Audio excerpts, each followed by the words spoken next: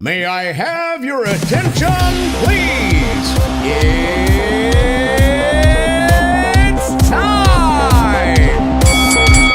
Hello, everyone from K.L.P. Entertainment. Welcome back to Sports Talk. Jeremy Sochan, the second-year San Antonio Spurs power forward turned point guard, gathers the ball with a 1-point lead and 2:30 left in the second quarter of a November 14th road game against the Oklahoma City Thunder. As Sochan rushes up the court, he doesn't look over at Spurs coach Gregg Popovich, who is trying to call a specific play. While the Spurs offense is in action, Popovich implores Sochan to look at him next time. The Spurs possession ends in a missed 7-foot jumper by Malaki Branham, and Josh Giddey corrals the rebound and quickly drives down the court, blowing past Sochan for a transition layup to give the Thunder a lead they would never relinquish in what turns into a 123-87 rout. A fuming Popovich quickly calls timeout. Sochan approaches his coach, who explains in a much calmer tone than he took while the previous play was unfolding that Sochan needed to look to the sideline in those situations. It was a teaching moment for Popovich, one of many that have taken place so far this season. A 3-2 start has been eclipsed by an 8-game losing streak that has dropped the Spurs to last place in the Western Conference heading into Monday's game against the LA Clippers. With the Spurs leaning into a supersized starting lineup this season, there have been growing pains. Devin Vassell is the only traditional guard in the lineup. Keldon Johnson has mostly been a small forward with the ability to slide up and play the 4 if needed. Zach Collins is settling into his role as the team's starting center. And number 1 overall pick Victor Wembanyama, all 7'4" of him, is malleable enough to fit in wherever he's needed. Then there is Sochan, who came into the league a year ago as a power forward but has now been thrust into an unfamiliar position. Prior to a late October game against the LA Clippers, Popovich called Sochan our official 2023-24 experiment to see what happens there. Popovich has said the Spurs went to the big lineup with Sochan in part for defensive purposes, with the hope the team can create more havoc and deflections. The Spurs averaged 13.9 deflections a game last season and are just shy of that this season at 13.1 through 13 games. After Sochan's first game at point guard in the preseason, Popovich said he liked the pace with which Sochan ran the offense, but the coach has consistently said it will continue to be a work in progress. "It is the first time I have ever played point guard in my life," Sochan said. "I am doing it. I am making a transition like this in the NBA, which is rare. You don't see a lot of people going from power forward to point guard. There have been moments where it's like, yo, I don't want to. It's like, F this S dot. I'm going to be honest. There have been moments where there isn't confidence, but there are moments of being confident and just working. Knowing the trust one have from the coaches and players, it helps." Though Sochan had never played point guard prior to this season, Popovich said the Spurs didn't give Sochan a directive to watch a particular player on film because they still want him to be himself. He can't play like Chris Paul or he can't play like John Stockton. He's got to be Jeremy, Popovich said. So we watch him play and we help him understand how to run a team, what's going on the floor, what plays are appropriate at what time and score, all those things. He's got to do it his way. Doing it his way is what Sochan prefers as well. Your mind is always running, Sochan said. But it is fun. It is tiring, but in a positive way. It's not like I am trying to hide from it or anything. It is going to be a process, for sure. So far, that process has resulted in his assists per game average jumping from 2.5 a season ago to 4.5 this season. His turnovers, however, are up as well, from 1.7 to 2.5. The Spurs are averaging 16.1 turnovers per game, 5th most in the NBA. At times, they've struggled to get the ball to Wembanyama, who is still averaging a team-high 19.3 points per game, best among all rookies. Sochan said the mental aspect of playing point guard has been as tiring as the physical side, but he has gotten help from backup Tre Jones, the only true point guard on the Spurs roster. Jones started 65 of 68 games a season ago for the Spurs, averaging 12.9 points and 6.6 assists per game. He was rewarded in the offseason with a 2-year, $19 million deal. He has taken his move to the bench in stride while playing only slightly less than he did a season ago, 25.3 minutes per game compared to 29.2 per game last season. Jones said that he talks with Sochan about the position and what he sees on the court on almost a daily basis. "We're always with each other and we're always in the gym or there's film or whatever it may be," Jones told ESPN. There's so many different scenarios that it brings, but obviously we have a great relationship and a friendship, and we're able to just talk about so many different things that we see and that he's going through right now as well. San Antonio has been at its best with Jones as the point guard. In 253 minutes with Jones on the floor, the Spurs have scored 115.8 points per 100 possessions. With Sochan on the floor, they are scoring 100.1 points per 100 possessions. As a team, the Spurs have a 106.9 offensive rating. According to Second Spectrum, Spurs are averaging 0.966 points per possession when Sochan brings the ball up the floor. That is last among the 50 players who have brought the ball up 200 times or more this season. Still, the Spurs are sticking with the Sochan experiment. And Sochan says having the backing of his teammates and coaching staff has gone a long way in helping him get over the bad days. They know that it is not always going to be perfect, Sochan said. Sochan said it feels good knowing that everyone in the building believes in what they are trying to accomplish, and his teammates are dedicated to working through their on-court issues as the season progresses. I do feel like Jeremy's more than capable of being point guard, Johnson said. I feel like he's getting better and better each and every game, and you can just see the confidence growing and brewing inside of him. I'm proud of him because this is something different. So just to see his growth with all the noise and everything like that, I'm very proud of him, and I have his back 110%. Adding to the challenge of learning a new position is the fact that Sochan is typically drawing the opposing team's best perimeter defender while also frequently defending one of the opponent's best players on the other end of the court.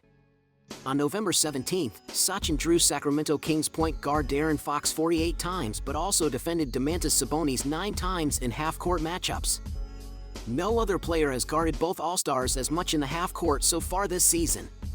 Defensively, that was a role Sochan had to handle at times last season as a rookie, but without the added pressure of initiating the offense.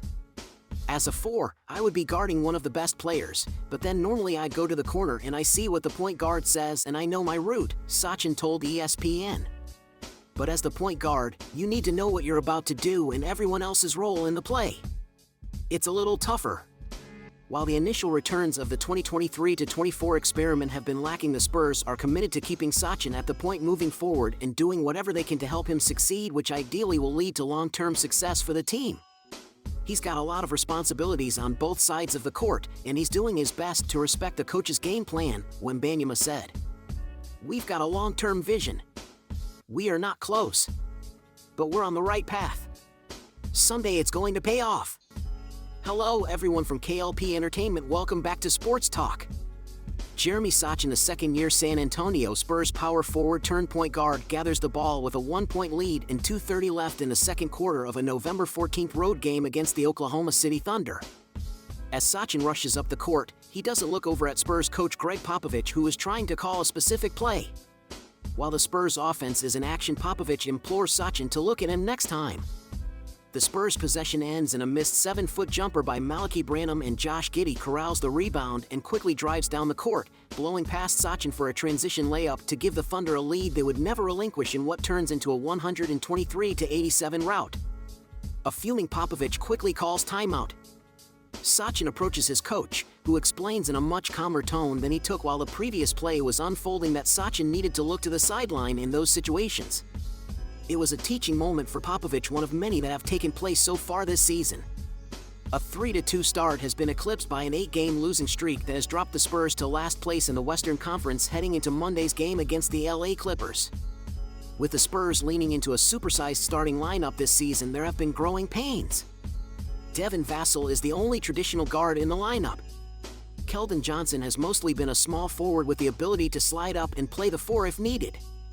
Zach Collins is settling into his role as the team's starting center. And number 1 overall pick Victor Wembanyama, all 7'4" of him, is malleable enough to fit in wherever he's needed. Then there is Sochan, who came into the league a year ago as a power forward but has now been thrust into an unfamiliar position. Prior to a late October game against the LA Clippers, Popovich called Sochan our official 2023-24 experiment to see what happens there. Popovich has said the Spurs went to the big lineup with Sochan in part for defensive purposes, with the hope the team can create more havoc and deflections. The Spurs averaged 13.9 deflections a game last season and are just shy of that this season at 13.1 through 13 games. After Sochan's first game at point guard in the preseason, Popovich said he liked the pace with which Sochan ran the offense, but the coach has consistently said it will continue to be a work in progress. "It is the first time I have ever played point guard in my life," Sochan said. "I am doing it. I am making a transition like this in the NBA, which is rare. You don't see a lot of people going from power forward to point guard. There have been moments where it's like, yo, I don't want to." Over the last 3 seasons, the Detroit Pistons and Houston Rockets were easily the NBA's 2 least successful teams on the court, winning 59 games Houston and 60 Detroit respectively. Piling up losses yielded those teams a series of lottery picks, including the top 2 in 2022 Cade Cunningham and Jalen Green, and twins Amen and Orza Thompson this year. After adding Dylan Brooks, Fred VanVleet, and other veterans in free agency, the Rockets have shown dramatic improvement early in the 2023-24 season, including a recent 6-game winning streak. Conversely, the Pistons have yet to turn the corner despite signing coach Monty Williams to a deal that made him the NBA's highest-paid coach at the time. Greg Popovich has since surpassed him. Detroit remains mired near the bottom of the NBA standings at 2-10. What can we learn from the contrasting approaches taken this summer by the Pistons and Rockets?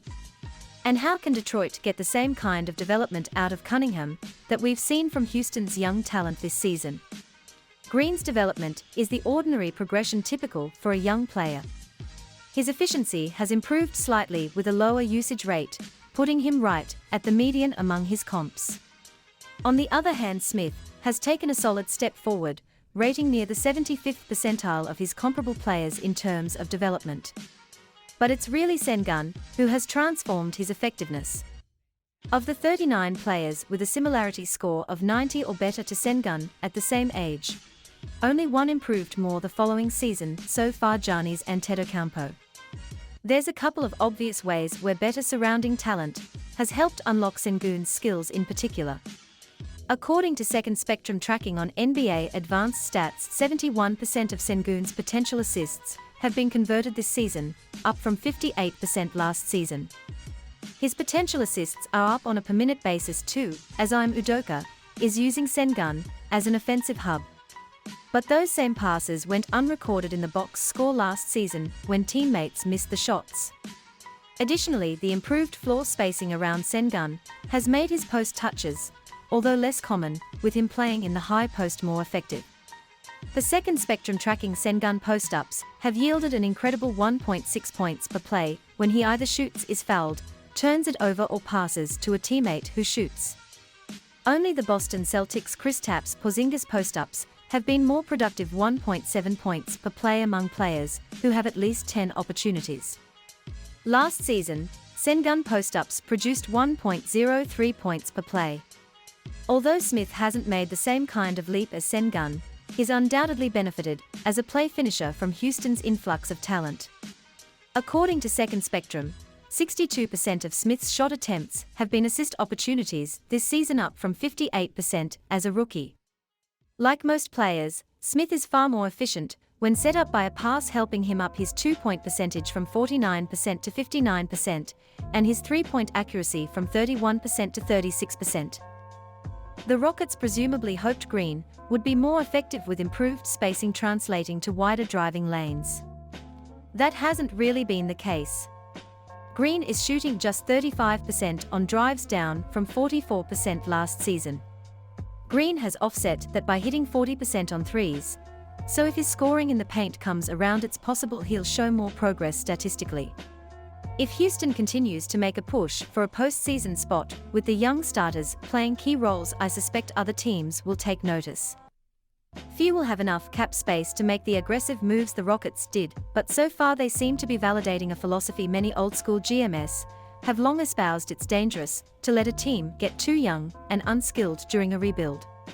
In fairness to the Pistons, they have added some quality veterans to their group, only to see the most important of those players, Bojan Bogdanovic and Monte Morris, both miss the start of the season due to injury compromising their floor spacing.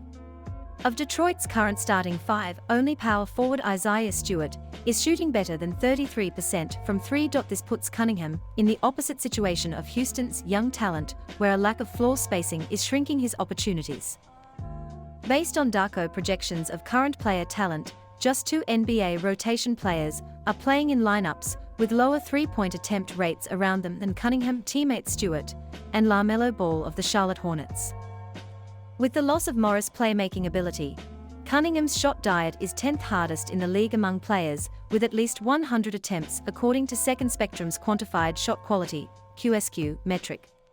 Cunningham got substantially easier shots as a rookie when he was teamed with more willing three-point shooters Saddiq Bey and Jerami Grant.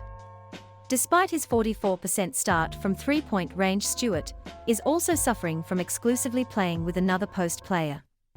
Stewart's rebound and block numbers have dipped, leaving him less valuable according to all-in-one player metrics after signing a long-term extension last summer. The good news is Detroit's rookies are shining. In the recent rookie power rankings I did with Bobby Marks, we placed Orza Thompson third and Marcus Sasser fourth. Additionally, the Pistons have been more competitive than their record shows. Their minus 4.6-point differential ranks 24th in the league, which counts as progress for a team that was 29th a year ago. Detroit could look far more functional with Bogdanović and Morris, particularly if Williams is willing to play Bogdanović at power forward to keep Thompson in the starting lineup. That would push Stewart to a bench role, which better fits his skill set. Ideally, Morris would cut into the minutes of starting point guard Killian Hayes rather than Sasser and 2022 lottery pick Jaden Ivey, who's shown progress in year two after losing his starting job. Down the road, the Pistons have the opportunity to make a Rocket-style splash in free agency, with several large contracts coming off their books next summer, including $20 million for Joe Harris and $12 million for James Wiseman, both on the fringes of their rotation. But Detroit has to spend that money wisely rather than continuing to collect non-shooting big men and lottery picks who have washed out elsewhere. We'll wrap up with a question that ties the two organizations together. I don't think they work as a natural experiment for two reasons, one specific to them and the other more general. Specifically, the Thompson twins aren't starting their development now.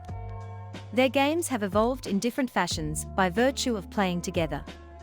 Watching them play at Overtime Elite, it was evident Amen naturally took the on-ball creator role, while Orza honed his off-ball instincts and focused more on defensive impact before moving to the point when Amen rested.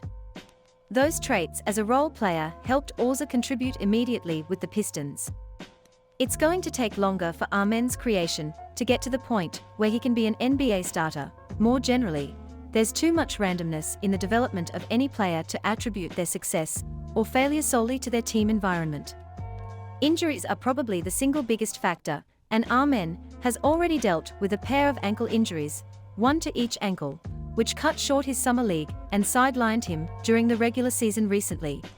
That level of randomness helps explain why academic studies have found few statistically significant differences between coaches in terms of developing players. Player development can involve coaching skill, but we would need enormous samples to distinguish the coaches and teams who truly excel at development or drafting from the ones who have just gotten lucky breaks.